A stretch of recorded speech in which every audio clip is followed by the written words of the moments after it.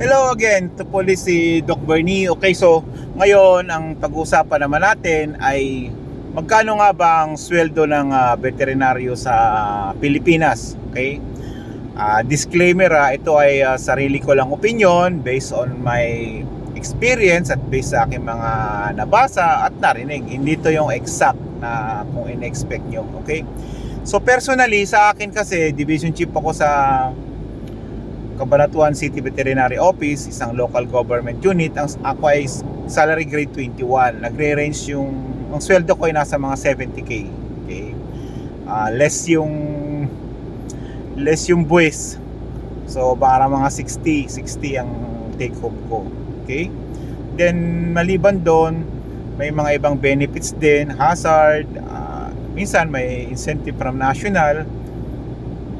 So, yun yung mga maliban 13-month pay, 14-month pay, yung mga natatanggap natin. So, sa akin, salary grade 21 for 70, okay?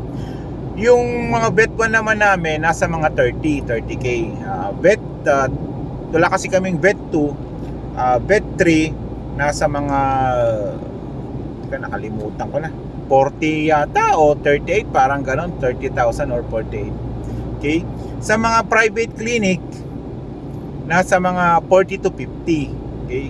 Kaya lang, malaki nga sa private clinic pero grabe ang stress. Grabe ang stress talaga. Kasi kukuntahan ka ng mga may-ari na may tatargeting kang quota monthly na kailangan mong mailabas. Kaya kung sa mga may kwan dito, sa mga viewer ko ng mga may pets, kung mapapansin nyo,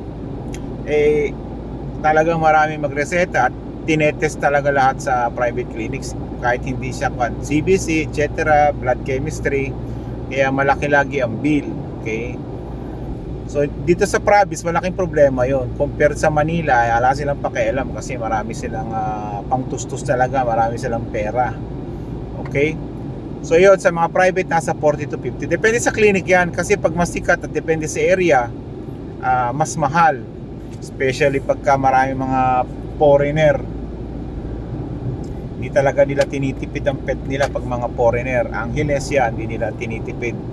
Pero sa mga probinsya lang, katulad ng Cabanatuan, yan, Isabela, siyempre nagtitipid din. Gusto rin nila magkapet ng may lahi, pero nagtitipid din naman sila kahit papaano. Okay? Sa ahente naman, sa mga mag-ahente, baliwalang vet doon kasi parang pangkaraniwan ka lang na animal science graduate, pare-parehas kayo. Hindi hindi ko sinabing baliwala kasi advantage mo rin yun lalo pagka magpo-promote ka ng product. Kaya lang minsan kasi yung mga sa mga farm na rin network na rin yan yung referral, lalo pagka may kakilala, wala na rin masyado kung doktor o ano man. Yung doktor mo, yun, magre-reflect lang talaga kung may ginagamot ka, especially sa mga small animals, sa mga balak, kalabaw, baka, sa equine, sa kabayo. Okay?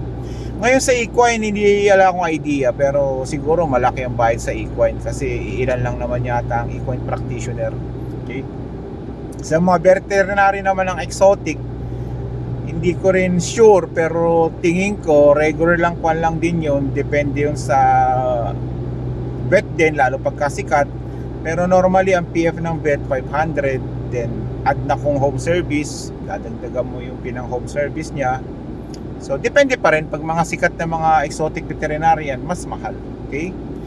Ngayon sa mga graduating na veterinarian, at the end of the day, ang advice ko sa inyo, wag nyong isipin yung pera muna. Isipin nyo pagka-graduate ninyo yung path na pupuntahan ninyo, yung gusto nyo talaga, kasi hindi ka tatagal pagka hindi mo gusto yung line na trabaho mo. Okay? Whereas nalimutan ko pala, yung mga ibang vet kasing kaklase din namin, nag-abroad sila kasi mas malaki nga doon sa abroad, pero as sila doon, hindi sila as veterinarian, as farmer sila doon, laborer sila doon. Depende din, hindi ko alam kasi hindi naman ako nag abroad. Okay? So 100k siguro to 150 monthly, hindi ko rin sure, especially sa Canada, New Zealand or Australia. Okay, at the end of the day, sa mga vets, pag pumasa ka ng board o bumagsak ka man, huwag niyong masyadong kakuan yung license natin.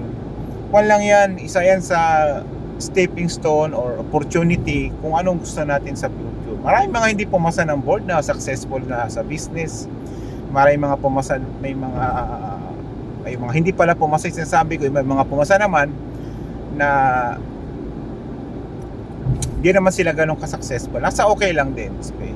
Kaya bottom line, hindi puro pera. Kailangan gusto mo yung work mo para tumagal. Parang ako, gusto ko yung work ko dito sa LGU. Siyempre, masaya naman ako, okay din naman compensation. Kaya lang, yun nga, importante masaya ka. Kasi kung magkaroon ka naman ng mga stress o pagod, madali ka makaka-recover kasi gustong-gusto mo yung ginagawa. Okay? So, medyo magulo. Pasensya na. Magulo talaga ako magpaliwanag. So, yun ang mga salary ng mga veterinaryo dito sa Pilipinas.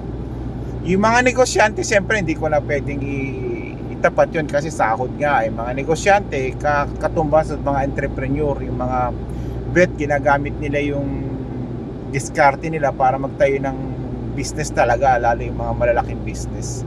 Sa mga kapon, ganyan, mga clinic. Nasa nyo pa rin yun, sabi ko ako saan ka masaya. Tapos si Doc Barney, morning.